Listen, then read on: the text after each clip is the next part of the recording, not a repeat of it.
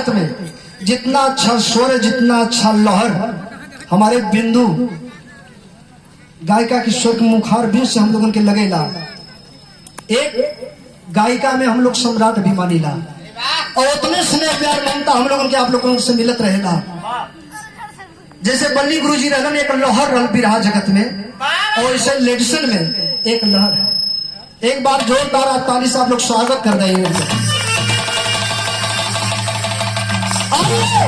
उस माटी को सलाम, उस लाख को सलाम, परिवार को सलाम, खानदान को सलाम, जिन वीरों ने इस हिंदुस्तान के धरती को खूनों से सींचा, तब जाकर के आजादी मिली बाबू।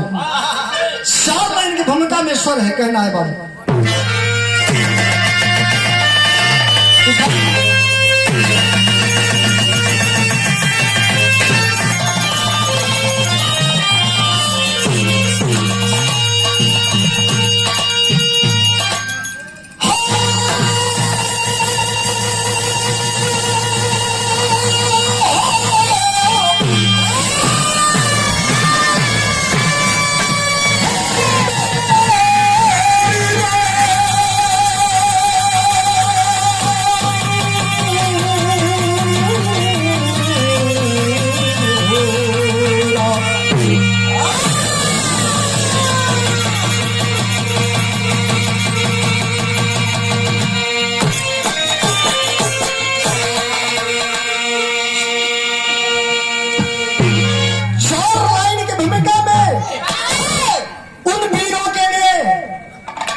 का कहना है क्या?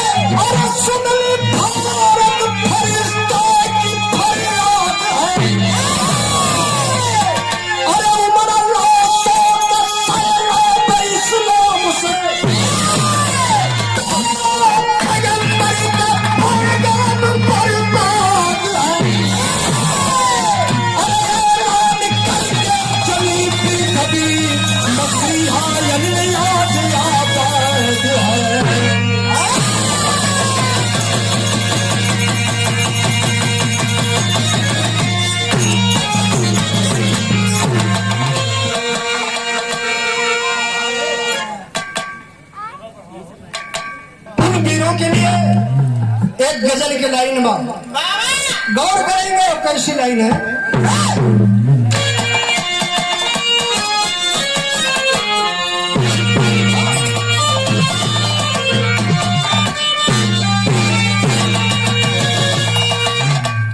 कि अरे चढ़ा दो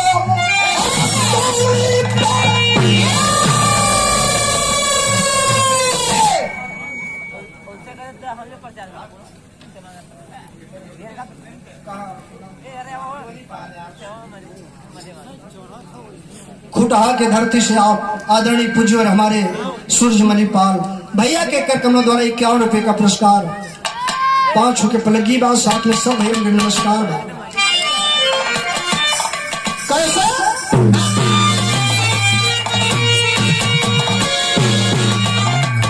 अरे चढ़ा दो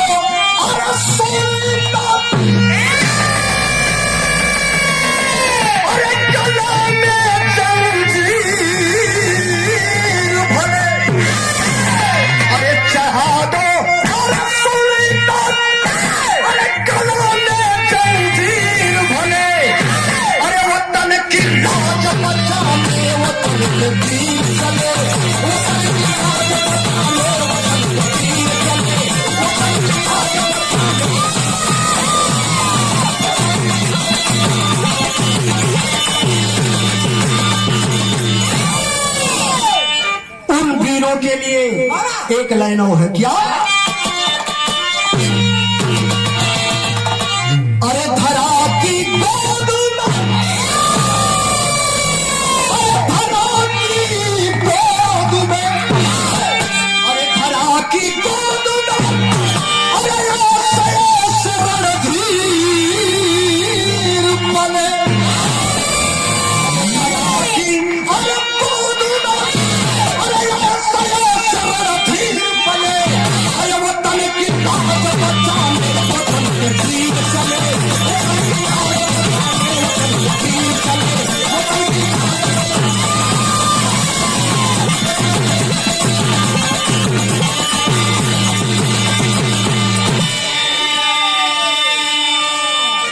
गौर करेंगे बाबू, ये कहानी कहवा के बात कैसे बा, जौहरी की लाइन बा कैसे।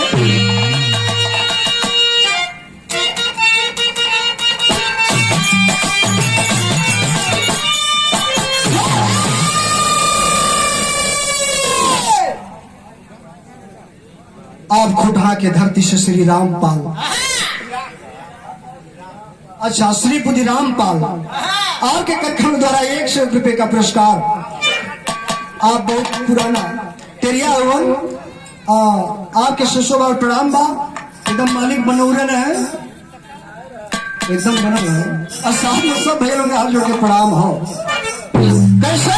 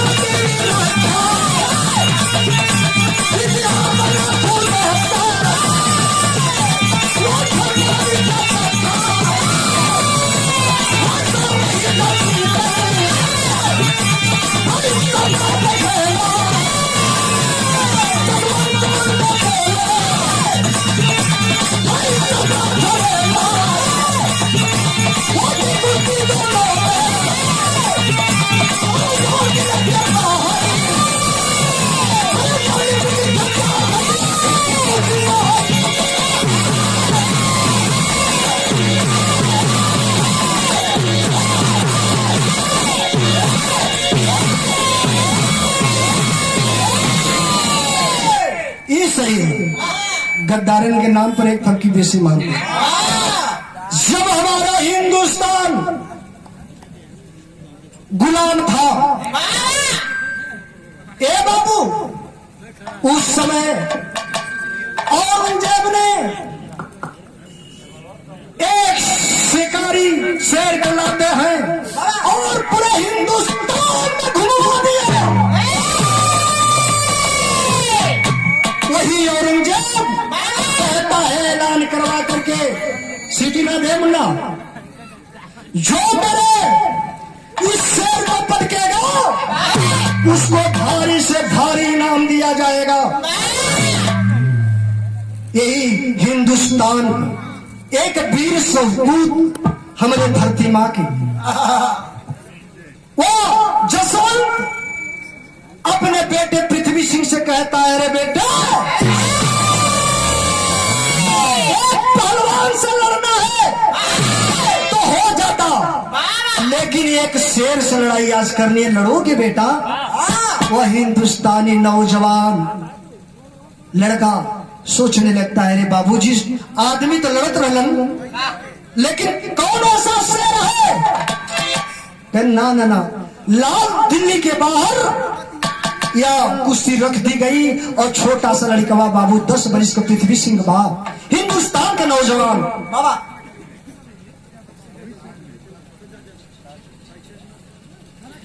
Mission 2022 Bahujan Samaj party Shrimati Pushpalata Bind, gram प्रधान एवं पूर्व सहायक अध्यापिका, प्रभारी प्रत्याशी बसपा से 397 मझवा विधानसभा मिर्जापुर उत्तर प्रदेश।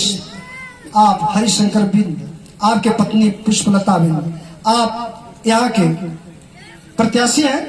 आपको चरणों में 100 बार नमन है और 1151 रुपए से स्वागत के साथ में सब है प्रणाम बा।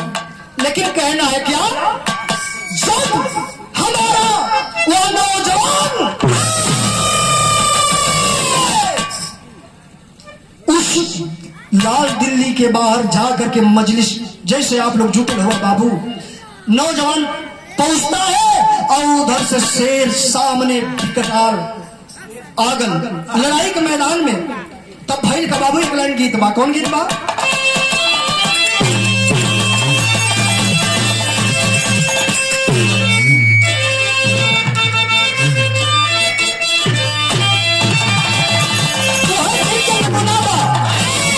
अरे गुल गुल देहिया दिखावे तारू, हरी आँख मटकावे तारू, अरे थारू कौन खाने आता ये भैया बनल बारू पाखा।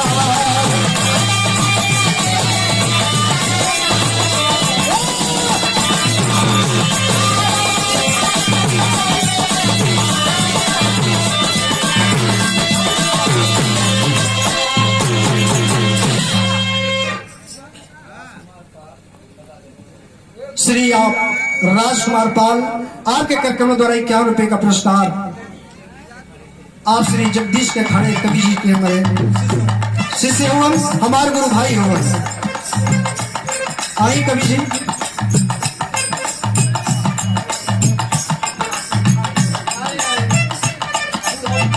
हाँ अल्लाह का कवि जी।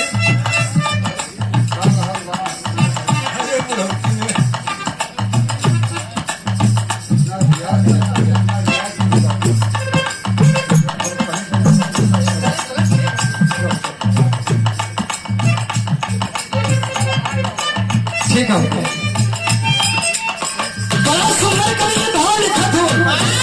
आज कुश्ती तय हो गई, कुश्ती तय हो गई आमने सामने दोनों वीर भगवान।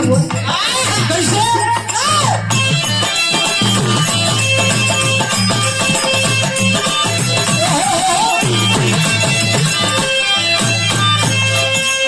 कि हंसी हंसी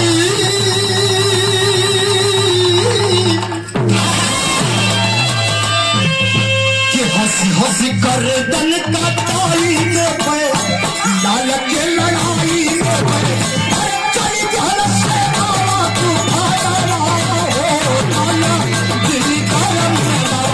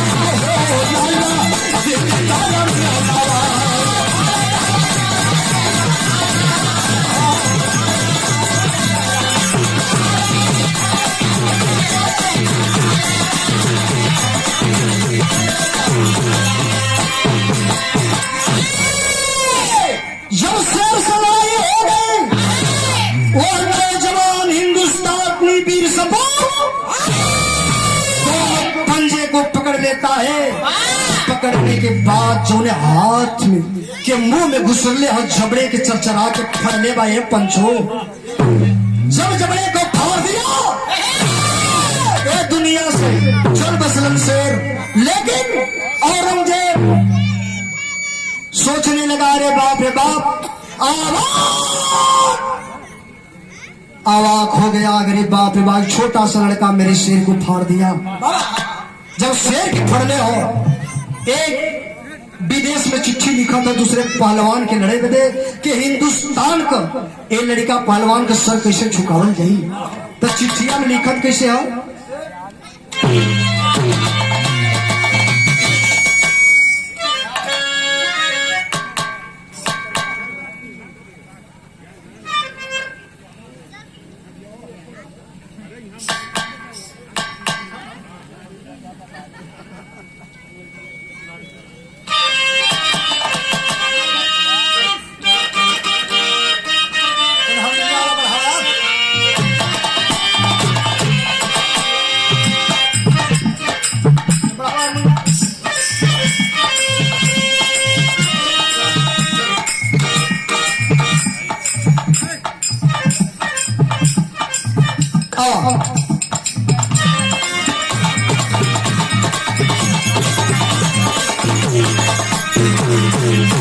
बढ़ा देवा।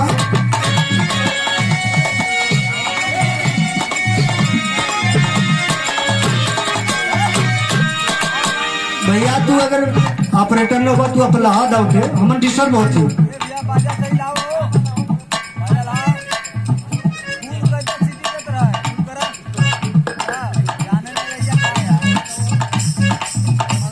जब बाकी विदेश में औरंगजेब लिखला अपने दोस्त के पास है बाबू कि तो क्या लड़ाई करे कोई एक पृथ्वी पहलवान से, तो वहां से चलन कैसे चलत हो कह आए।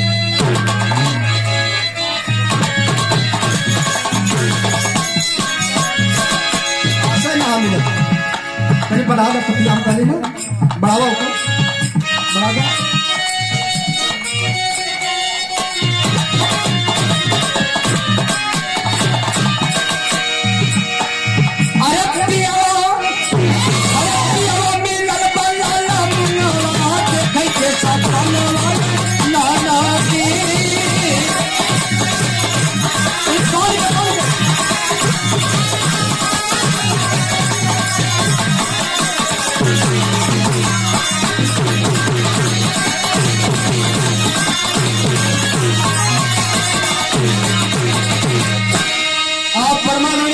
मनी मौर्य खुटा के बगल से आप 151 का पुरस्कार भैया के चरण में सुशोभार प्रणाम और साथ में सब भेद भाव में प्रणाम बा। लेकिन जब चलन कैसे चलत हो, अरे औरंगजेब सोचे मनवा उठला तूफानवा निकाला।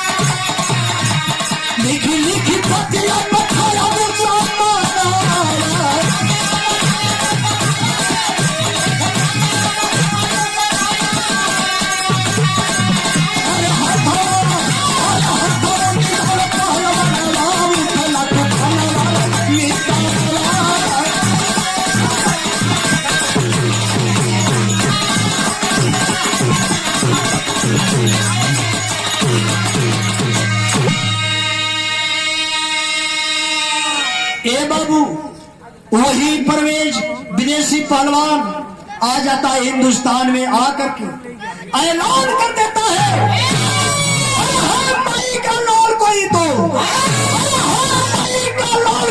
तो लड़ने कुश्ती भारत में जवानी जौहर दो हाथ मिलाने भारत में। ऐलान किया पृथ्वी सिंह,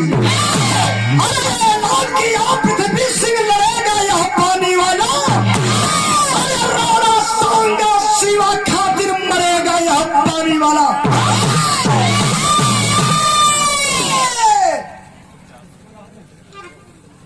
भैया चाम का दाम बड़ा बढ़ गया भाई। आप परमादरणीय श्री गणेश प्रजापति आप सिद्धि की धरती से आप क्षेत्र पंचायत सदस्य भी हुए, और इसमें से कितना भैया 100 रुपए का पुरस्कार आशीर्वाद स्वरूप भैया के चरणों में सुशोभा प्रणाम हो। आज आकर के ऐलान कर दो हिंदुस्तान में, अरे कोई माई का लाल हो हिंदुस्तान में, आकर के मुझसे हाथ मिला ले। जसवंत से ना रह गए बाबूजी, अपने बेटे पृथ्वी सिंह के बला के कहलन की मुन्ना, ये विदेशी पहलवान आकर के ऐलान कर रहा है तुझको लड़ना होगा रे बेटा। जाके बाबूजी के चरण छू के मट्टिया माथे में लगा के धरती माँ का के बाबू तैयार हो गल।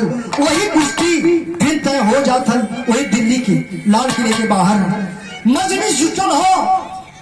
आमने सामने दोनों पहलवान बीच दंगल में, और कैसे कुश्ती होता, कैसे दांव चला था बाबू, गौर करेंगे। श्री पुण्यवासी पाल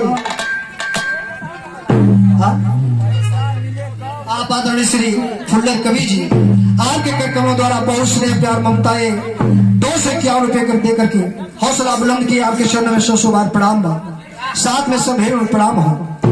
लेकिन कहना है कैसे बीच दंगल में लड़ाई होता हो, कहना बा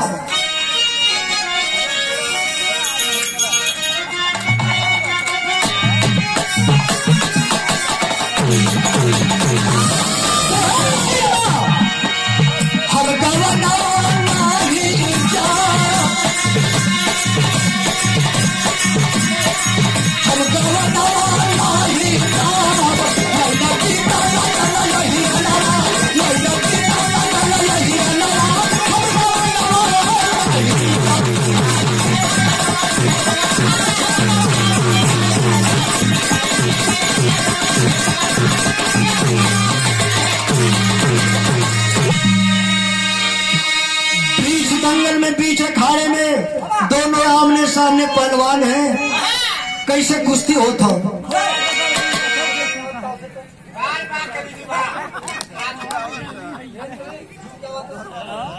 आप आदरणीय श्री राजकुमार भैया, आप हमारे गुरु भाई हैं, बहुत आशीर्वाद से प्यार आपसे मिला था। 100 बार प्रणाम भी बस बोल दे। अच्छा अच्छा के तोहरा क्या भैया के आनंद ना आया तो तोहरा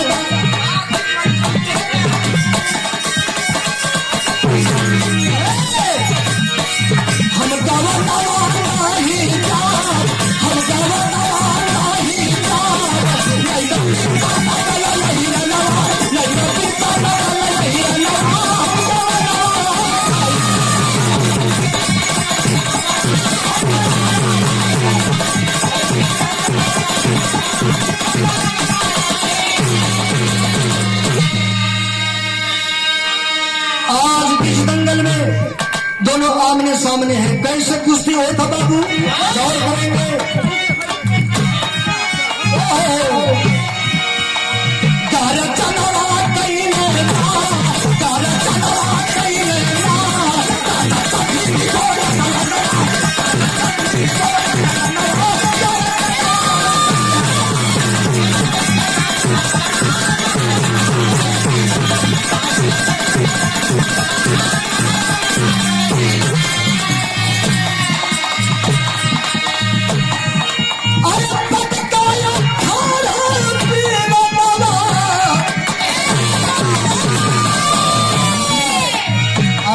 आमने सामने कुश्ती हो तो कैसन कैसन दाव चलत हो, कैसे चलल बाबू। अरे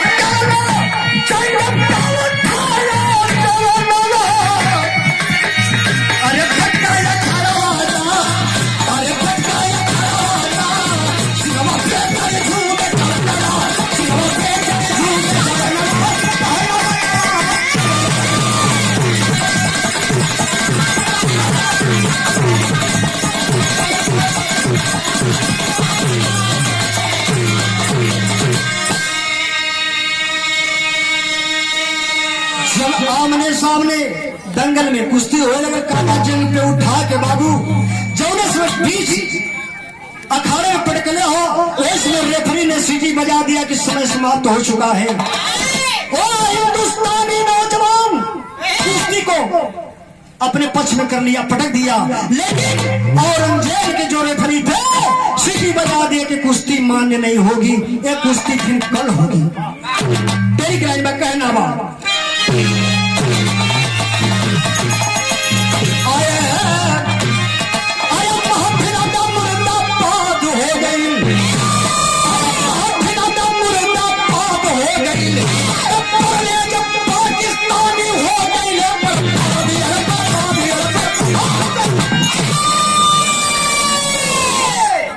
भैया, आखिरकार मुर्दाबाद मुर्दाबाद का नारा लगने लगा। नौजवान बुजुर्ग हमारे बाबूजी जो भैया लोगन रालन करके कुश्ती हो गई है, लेकिन औरंगजेब नहीं कर रहा है। आखिरकार कुश्ती जब फिर कल हुए बजे तैनात हो समय 9 बजे, तो भारतीय बहनिया जाके पृथ्वी सिंह के चरण के छूले हो, कहते हे भैया ये कुश्तिया काहे कल रखल गल हो कि पापी पहुंच के गोली से मार दी है, हिंदुस्तान का पगड़ी डूब जाइए भैया, एक काम करिए भैया। बात बहनिया भारती बोलत है। एक लाइन गीत बा स्वर्गीय रामदेव गुरु खलीफा गा के गैलन, लेकिन उनका गीत जिंदा बा। कौन गीत बा मास्टर?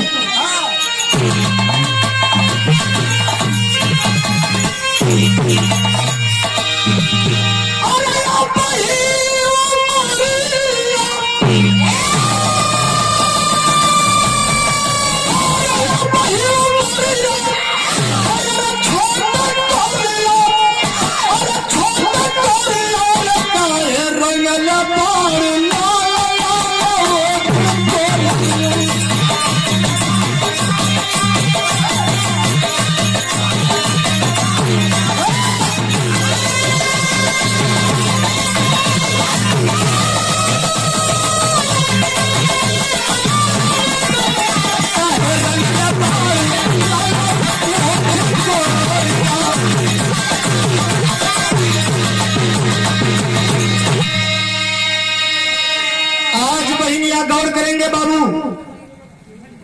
आज बहनिया भारतीय जसवंत के लड़का आने की पृथ्वी सिंह से कहता हूं, कहा कॉलेज कभी भी भाव नहीं खत्म हुई।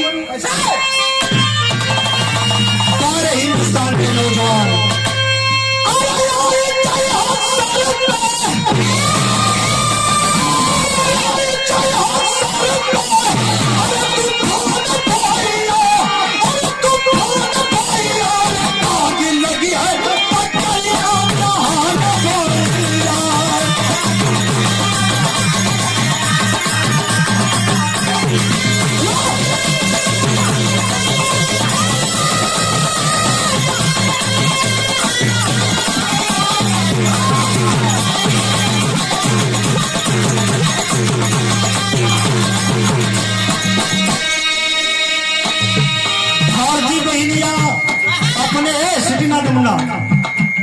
भारती बहन अपने जसवंत भैया से कहे कि भैया हमारे बात के मान जा। औरंगजेब पापी एक गद्दार, सर को झुका देंगे लेकिन सर को झुकना नहीं है बाबू। कहलन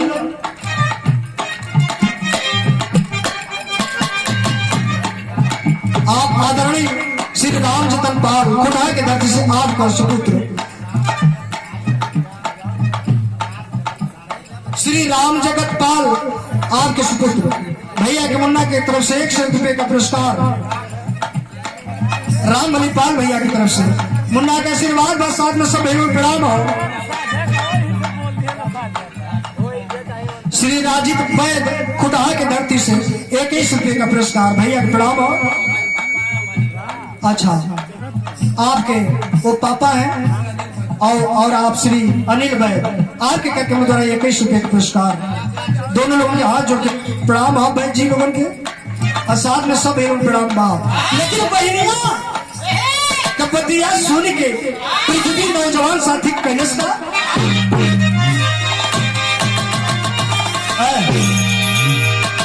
अरे जसवंत भारती का सुन क्या बचनिया छोड़ के मक्का में चला छोड़ के चल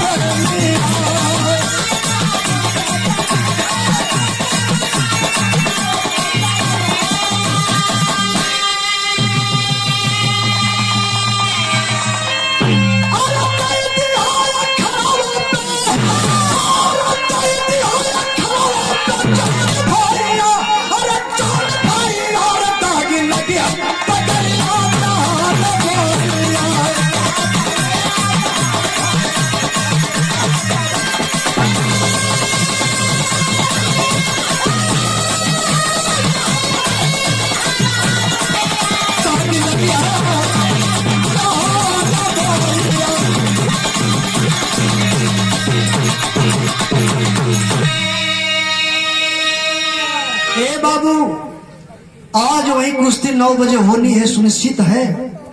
लाल किले के बाहर और समय हो चुका।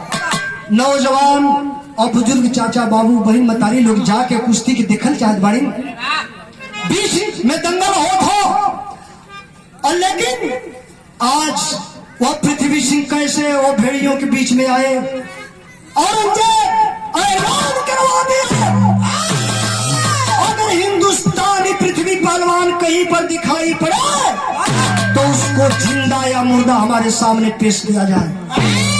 ऐलान करवा दरअसल। अब पृथ्वी सिंह अब सोचे लगने कि आखिरकार हिंदुस्तान को लाज कैसे बची।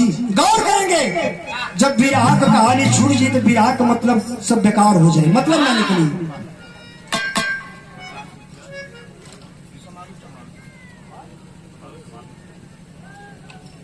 आप सिद्धि की धरती से आदरणीय परमादरणीय श्री सुमारू सुमार आर के कार्यक्रम द्वारा 51 रुपए का पुरस्कार 100 प्रणाम हो। साथ ही सह बाबू लोग प्रणाम करते हैं। आज वही अपन मान सम्मान बचाने के लिए जंगल में वो पृथ्वी सिंह चला जाता है, लेकिन औरंगजेब के भेड़िए जाकर के जसवंत के घर के घेर लेलन है पंचो। जब घरवा के घेर लेलन, पृथ्वी सिंह घर पे ना मिलन जसवंत भारती और वही जसवंत बाबूजी भारती के बाबू मिलन और कोड़ों की बरसात तन पे करने लगे। तो बुजुर्ग हमारे हिंदुस्तान के पिता तुल्य बाबू के ऊपर कोड़ों की जब बरसात होने लगी, खून से शरीर लथपथ लाल हो गए बाबू। कैसे पापी अत्याचार करत हुन, कवि जी लिखत हुन।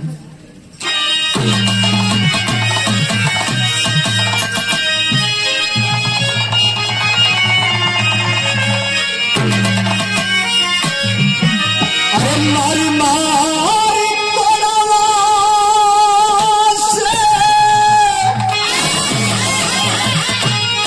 ये पंचो मारी मारी कोड़वा से, अरे पूछो क्या चरिया, कहाँ बा वो तनवा के वीर।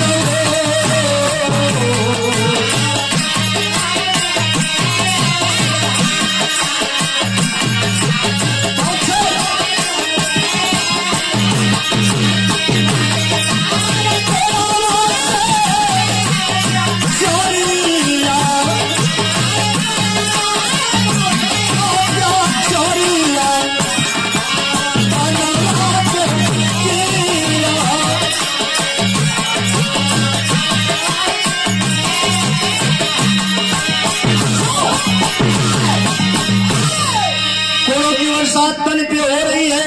गौर करेंगे बाबू कि जसवंता भारती से पूछ ले पितराया,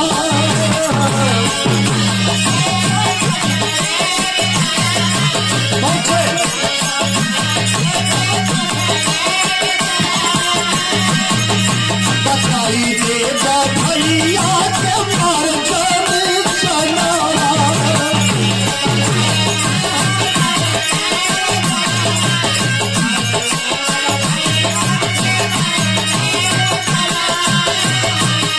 संगीन के सलाख से कोई जलावे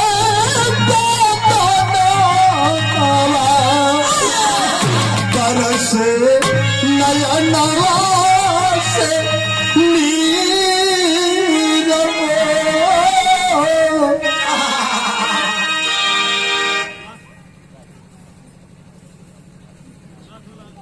पूर्व प्रधान राजेंद्र प्रसाद उर्फ पप्पू आर के कार्यक्रम द्वारा 251 रुपए का पुरस्कार आर के शरण प्रधान जी के पूरे पार्टी के साथ बार बार नमन है। साथ में सब भाई बाबू लोगों की प्रणाम है। आज कोड़ों की बरसात तन पे हो रही है। बुजुर्ग बाबू जी सहन कर ले भवन, लेकिन भारतीय बहनिया माया पंचो जब कोड़ा सोना का बरसात होए लगल तन पे पंचो। भारती बहनिया कहते हैं बाबू काहे हमके मारत हुआ लोग, हमके मत मारो। जब सहन नहीं कर पाई वो लड़की कहती है अपने भैया का पता बतला दूंगी कि हमारा भैया कहाँ पर जाकर छिपा है।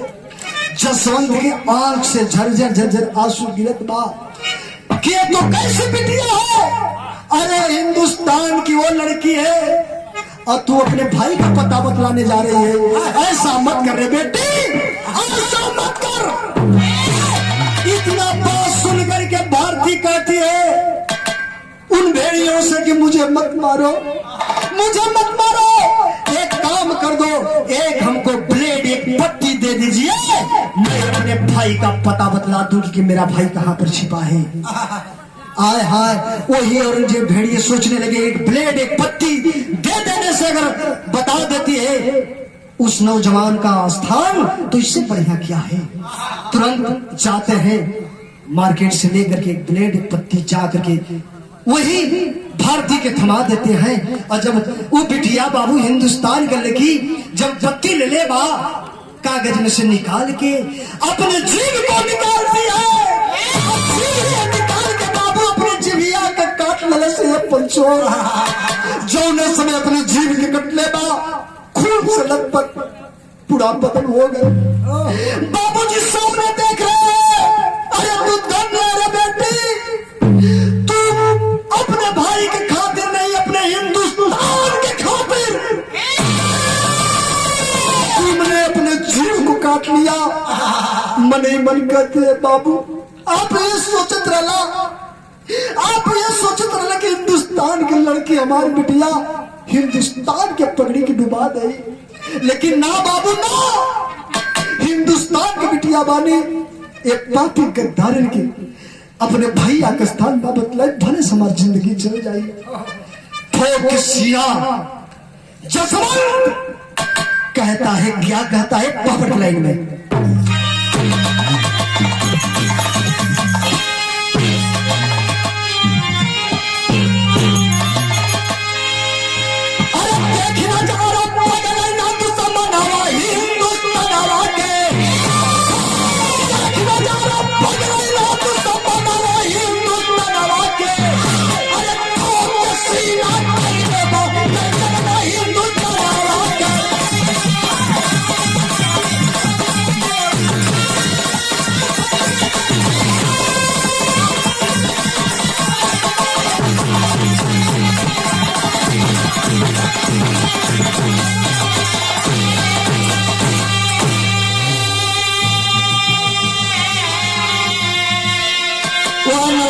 बुजुर्ग बाबूजी कहते हैं उनके पिता क्या, अरे धन्य धन्य भारती भैलो, अरे भारत क्या रखवाला, हयम चरिया मयरिया के भैलो तू जाना, अरे परवे जब पाँच अब के तले करता दावाई तू सत्ता दावा के, अल्ले लिहाला ना तू नौनक पर दावाई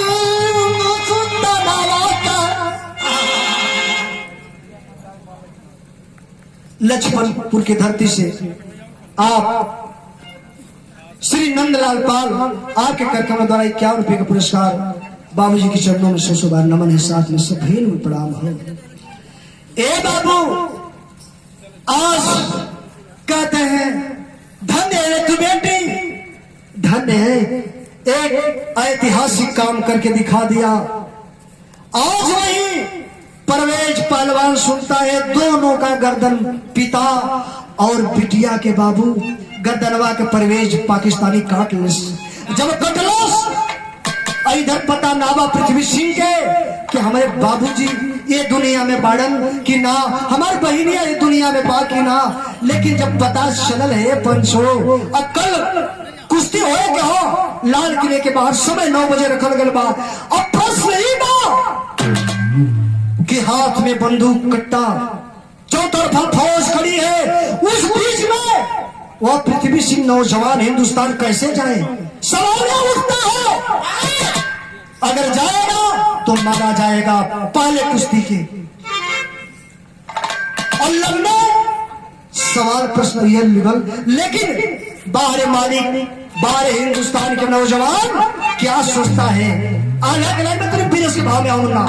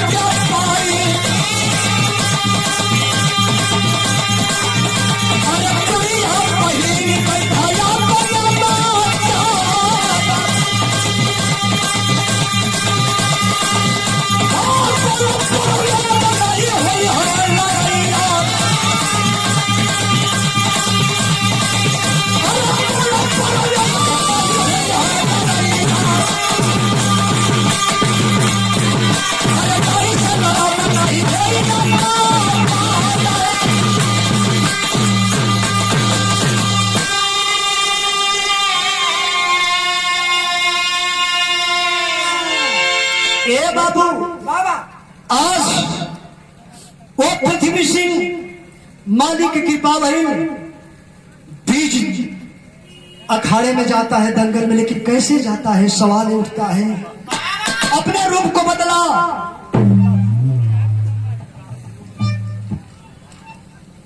आप श्री कौशल का बदल नाम श्री कैलाश कौशल पाल, अच्छा, आप श्री कैलाश कौशल जी के कर कमलों द्वारा 51वें पुरस्कार, बहुत ही अच्छे सिंगर हैं भैया के चरणों में सुसुवार प्रणाम बा।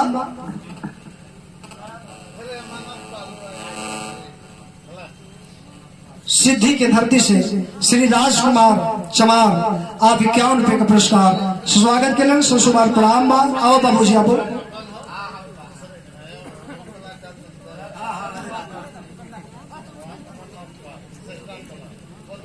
श्री अमरनाथ पाल सेहटा कला के धरती से 51 रुपए का पुरस्कार बाबूजी के चरणों में सुसुवार प्रणाम हो। अपने पहनावा को बदलता है और बदल के दंगल में जा करके उसी परवेज पहलवान से हाथ मिला लेता है। बाबू सब आवाज है कि वो लड़की कौन है जो हाथ आकर के प्रवेश मिला रही है। औरंगजेब सोचने लगा आवाज कौन है? अरे बाप रे बाप, एक लड़की हिंदुस्तानी वो भी प्रवेश पहलवान साथ मिला रही है। तो जब हथवा मिला रहा तो हो क्या बात नहीं चलता रहे।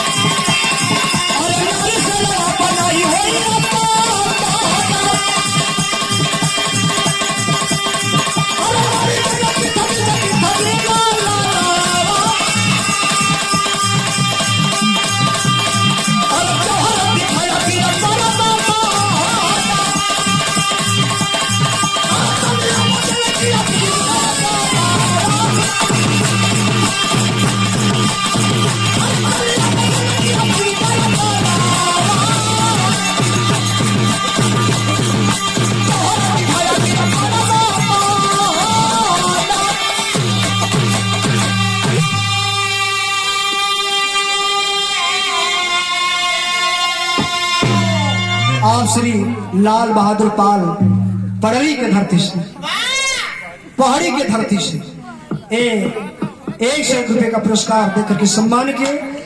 आपके चरणों में सुसुवार प्रणाम हो। ए बाबू, आखिरकार वह नौजवान जौने समय हाथ मिलौले हो प्रवेश सोचा था ये लड़की आके हमसे हाथ मिलाओ थे, अपमान में हमार। इतना बात सुन लो तुरंत पृथ्वी सिंह आकर के अपने पहनावा को उतार देता है। जौने समय अपने पहनावा को उतरले है बाबू, और समय परवेश सोचने लगा, अरे बाप रे बाप, ये तो पृथ्वी सिंह वही नौजवान लड़का है। आज जब कुश्ती फिर से होत हो और दाव पे दाव चले लगल, फिर वही दाव, वही अखाड़ा, वही समय उठा करके जिस समय 20 दंगल में पटकले, और वही पृथ्वी सिंह परवेश चारों खाना चीज और उठा के चौनिया सिनवा पे रख के मौत दिलस। ये दुनिया के छोड़ के चल बसन।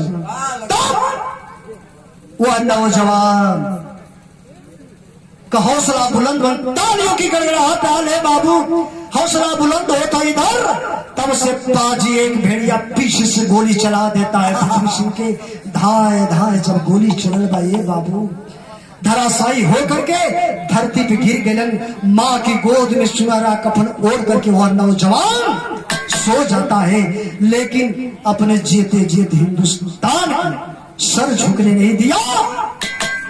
अपने सम्मान के खातिर, परिवार के खातिर, देश के खातिर बलिदान हो गया बाबू, लेकिन सर को झुकाया नहीं।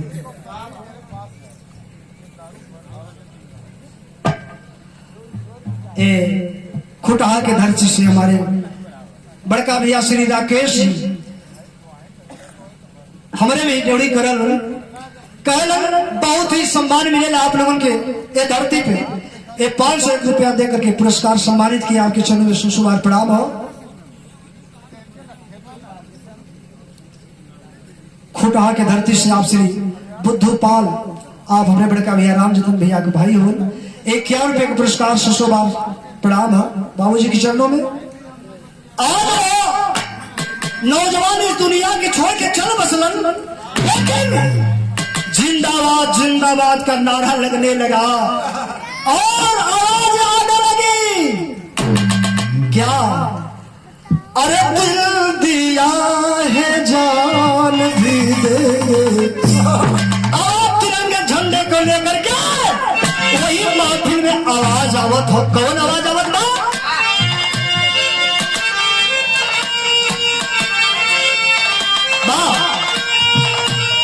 अरे भारत माता क्या,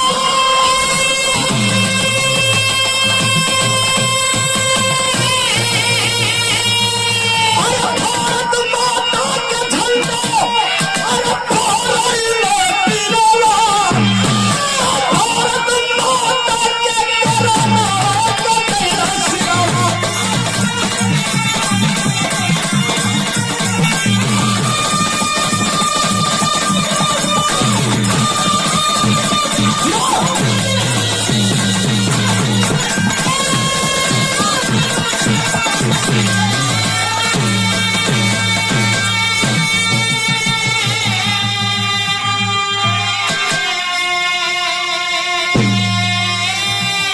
सोनभद्र की धरती से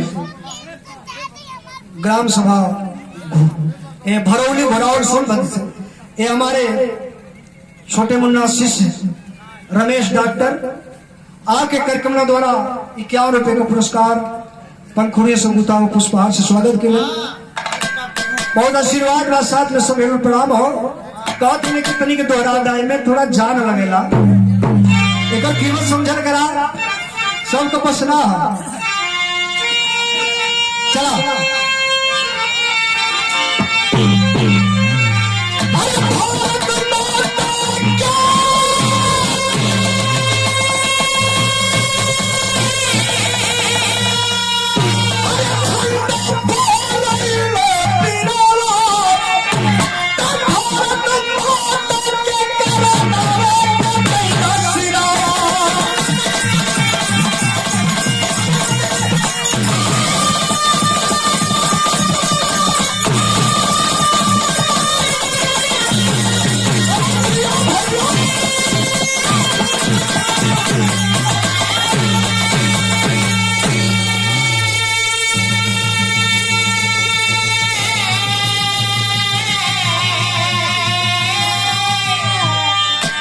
आज भारत माता के लिए उस तिरंगे झंडे के लिए, हिंदुस्तान के लिए, इस माटी के लिए अपने सर को कटा दिए हिंदुस्तानी वीर, लेकिन शान मान आन को जाने नहीं दिए। कहना है अरे सत्ता ही नीला सिंहासन, अरे बुलंद जमाना, अरे भारत तो ये चौधरियों के दिए परवाना।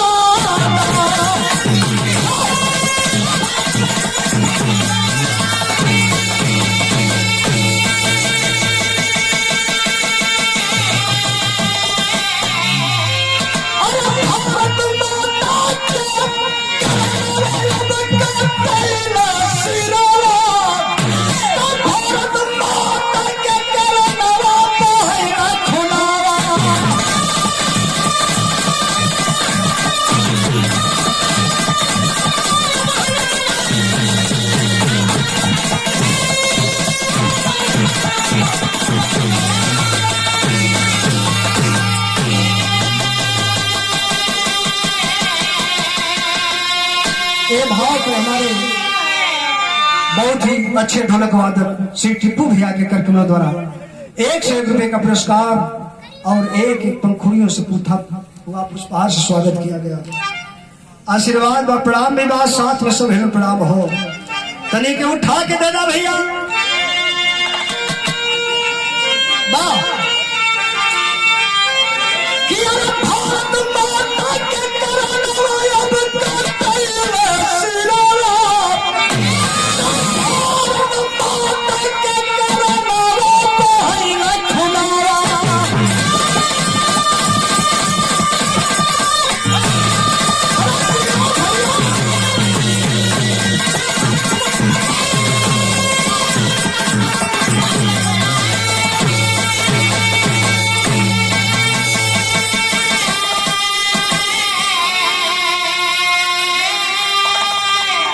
यही विराट आखिरी रन समापन बा।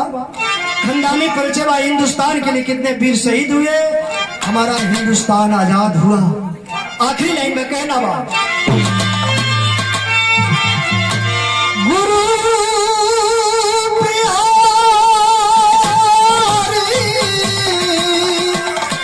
गुरु गणेश गुरु राम